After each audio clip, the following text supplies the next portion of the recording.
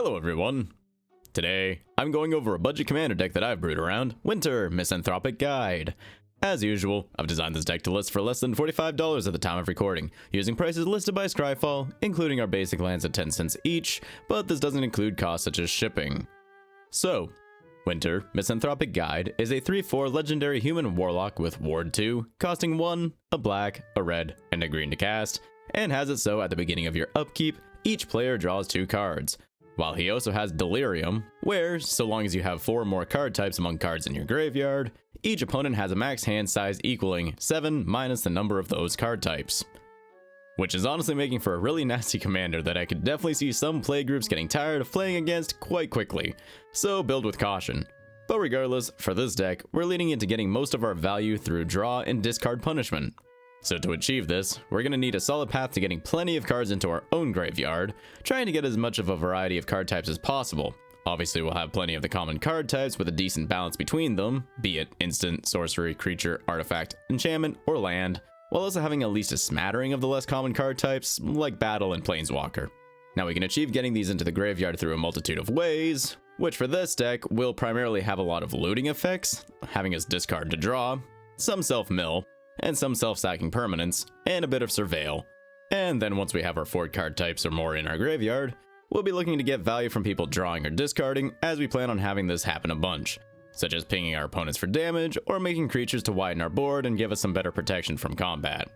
But there's a quick overview, let's get into the 99 of this deck, starting with our ramp.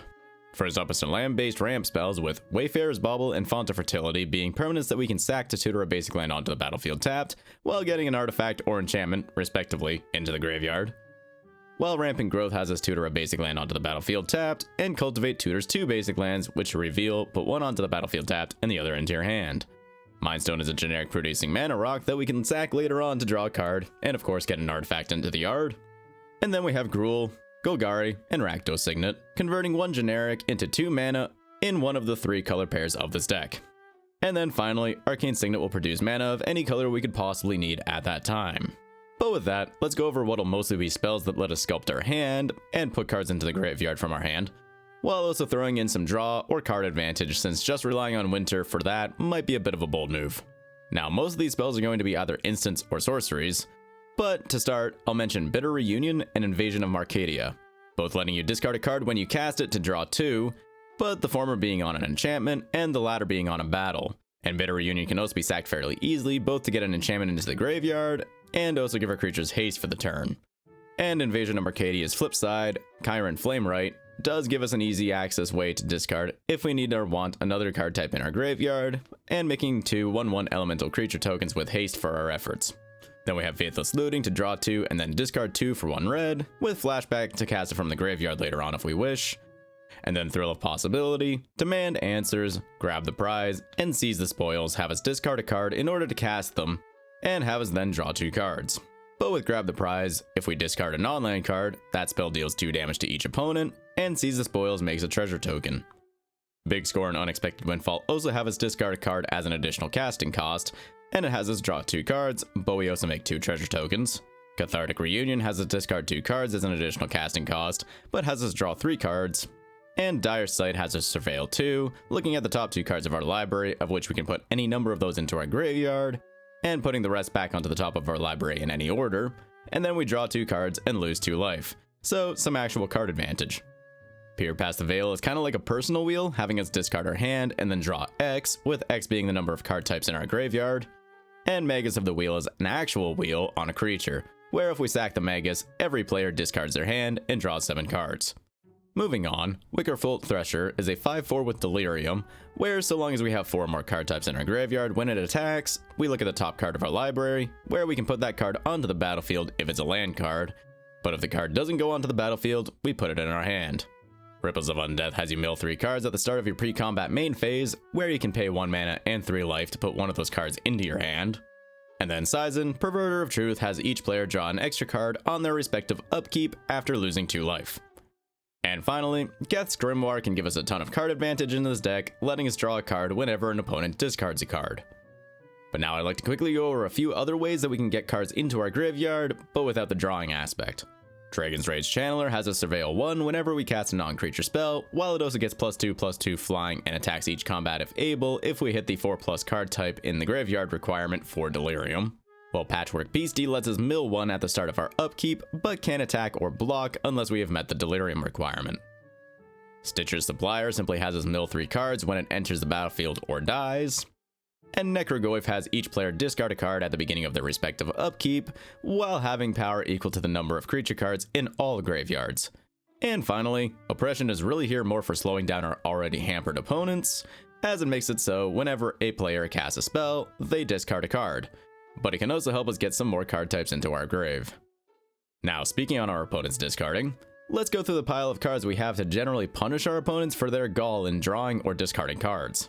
First up, Zurzoth, Chaos Rider, Nath of the Guild Leaf, and Waste Not can make creature tokens to help us fill out our board, with Zurzoth making a 1/1 red devil token that deals 1 damage to any target when it dies, whenever opponent draws their first card each turn that it's not their turn. So long as we have Winter up, we'd be making 3 of those in any typical Commander game on each of our upkeeps. And additionally, whenever at least one devil you control attacks 1 or more players, you and those players each draw a card and then discard a card at random. Nath makes a 1/1 Elf Warrior creature token whenever an opponent discards, and lets you make a target opponent discard a card at random at the beginning of your upkeep. And Waste Not makes a 2/2 zombie creature token whenever an opponent discards a creature card, but it gives you 2 black mana if they discard a land, or draw a card if they discard a non-creature, non-land card. Then moving on to damage sources, Megrim, Raider's Wake, and Fell Spectre each deal 2 damage or make an opponent lose 2 life whenever they discard a card, with Fell Spectre making a target opponent discard a card when it enters the battlefield, and Raider's Wake having a target opponent discard on our end step if we attacked with a creature that turn. And then Fate Unraveler, Underworld Dreams, and Ob Nixilis, the Hate Twisted, each deal 1 damage to an opponent whenever they draw a card, with notably Nixilis being the only planeswalker in this deck. And Spiteful Visions has each player draw an additional card at the beginning of their respective draw steps, while also dealing 1 damage to a player whenever they draw a card. Although it's good to note that, unlike the previous 3 spells, this does include us when we draw. However, Psychosis Crawler has each opponent lose 1 life whenever we draw a card, while also having power and toughness equal to the number of cards we have in hand. Sangromancer can give us a pretty hefty amount of life over time, which might actually be handy as our deck doesn't inherently produce a ton of blockers, and will likely draw a decent amount of aggression. But regardless, we can gain 3 life whenever an opponent's creature dies, or whenever an opponent discards a card. And finally, I wasn't certain what chapter best suited this card, but Invasion of Eldraine is an additional battle in this deck for extra card type representation, which has a target opponent discard 2 when it enters the battlefield, and its flip side, Prickle Fairies, deals 2 damage to an opponent if they have 2 or less cards in hand at the beginning of their upkeep. But speaking on cards that I had a hard time slotting into a particular chapter, Rankle, Master of Pranks, is a 3/3 with flying and haste that has you choose any number of 3 effects when it deals combat damage to a player, having each player discard a card, each player lose 1 life and draw a card, and or having each player sack a creature. Painful Quandary has each opponent choose whether to discard a card or lose 5 life whenever they cast a spell, and this could be extra painful if we had something like Megrim out. Demolish the Spawn is a 7/7 with trample and haste that, if the Delirium requirement is met, when it attacks, our other attacking creatures get +4/+4 until the end of the turn. Nap Miser simply reduces each opponent's max hand size by 1. And then we have Formless Genesis and Tarmogoyf Nest, both being kindred/tribal spells, which, for the longest time, I thought was a super type, but it turns out it's actually a card type, and thus should impact Winter's Delirium effect, provided I'm reading things correctly still. But regardless, Formless Genesis is a kindred sorcery, making an XX colorless shapeshifter token with Changeling, so it has all creature types, and Death Touch, with X being the number of land cards in your graveyard. And Tarmogoyf Nest enchants a land and has it so that land can be tapped in order to make a Tarmogoyf token, which is literally just a Tarmogoyf as a creature token instead of a spell. But with that, let's move on to the spells that we can use to interact with what our opponents are doing. First up, since I'd mentioned Tribal or Kindred, Nameless Inversion is a tribal instant that gives a target creature +3/-3 and has it lose all creature types until the end of the turn, which could be handy to get rid of an indestructible creature, provided its remaining toughness is 3 or less. Then we have Haywire Might and Canker Bloom, creatures we can sack for interaction, the former exiling a target non-creature artifact or non-creature enchantment, and the latter destroying an artifact or enchantment. Then we have Terminate, Doomblade, and Go for the Throat for destroying creatures, though Doomblade only does it for non-black creatures, and Go for the Throat only for non-artifact creatures. Rakdos Charm lets us destroy a target artifact, or exile a target graveyard, or have each creature deal 1 damage to its controller.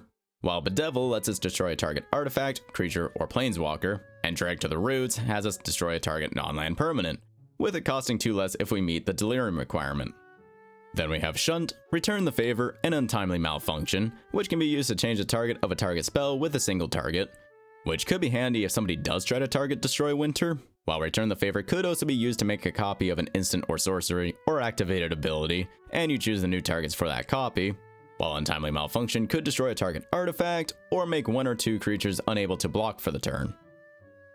And then for a couple of board wipes, I've slotted in Decree of Pain and Blood Money, the former destroying all creatures, and you draw a card for each creature destroyed that way, but it could be cycled, leading to each creature getting -2/-2 for the turn, and Blood Money destroys all creatures, and you make a tap treasure token for each non-token creature destroyed that way. But now that we've gone through all the spells in this deck, let's go over our land base. First up, I have a bunch of land tutor lands which will help us with color fixing and making sure that we get a land card type into the graveyard. Starting with Twisted Landscape, which can be sacked to tutor a basic swamp, mountain, or forest onto the battlefield tapped, where Shire Terrace and Promising Vein do similar but can tutor any basic land onto the battlefield tapped. And then Jund, Grixis, and Naya Panorama can be sacked to tutor 1 of at least 2 of our basic land types onto the battlefield tapped, with Grixis not being able to grab us a forest and Naya not being able to grab us a swamp. And Myriad Landscape can be sacked to tutor 2 basic lands of the same type onto the battlefield tapped. And finally, for tutoring, Ash Barrens can be cycled for 1 mana to search for and reveal a basic land from your library, which you put into your hand. Then we have a handful of artifact lands to potentially get 2 card types into the yard, starting with Scene of the Crime, which can be easily sacked to draw as an easy way for us to get it into the yard. But we also have Slagwood's Bridge, Dark Moss Bridge, and Doomforge Bridge, representing the 3 color pairs in this deck, though you would need to discard, mill, or surveil them to get them into the yard. Then Path of Ancestry and Command Tower will help us with overall color fixing. Conduit Pylons and Hidden Grotto can act as prisms outside of their generic mana production, but also has us surveil 1 when they enter the battlefield. And Gaia Reach Sanitarium lets us make each player draw and then discard a card. But aside from that, we'll fill the rest of this deck with 6 of each of our basic land types, swamps, mountains, and forests. And now that we've gone through all 100 cards in this deck, let's go over that price.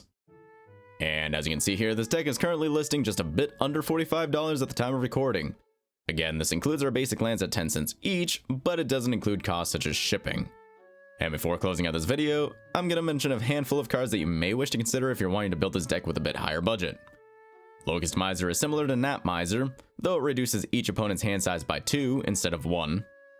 Cataract Parasite and Razorkin Needlehead will deal 1 damage to an opponent whenever they draw a card, though the Parasite only does this if you control a red permanent. And Liliana's Caress makes it so our opponents lose 2 life whenever they discard a card. Dark Deal and Reforge the Soul are a couple of options for additional wheel effects, without too much additional shenanigans being associated with them. Howling Mind can act kinda like Sizen as another way to ramp up draw for everybody, and thus theoretically lead to more discarding as well. And finally, Swiftfoot Boots can let us give Winter hexproof, since it'll be pretty likely he'll be focused at some point, especially the first turn you've got him out, as our opponents try not having to discard most of their hands. But it's about time I close out this video, so if you'd like to build, adapt, upgrade, or otherwise play with this deck, the link, as always, is in the description down below. If you liked the video, consider dropping it a like, and maybe drop a sub if you'd like more budget commander decks in your feeds. Regardless, thank you for watching, and I'll see you next time.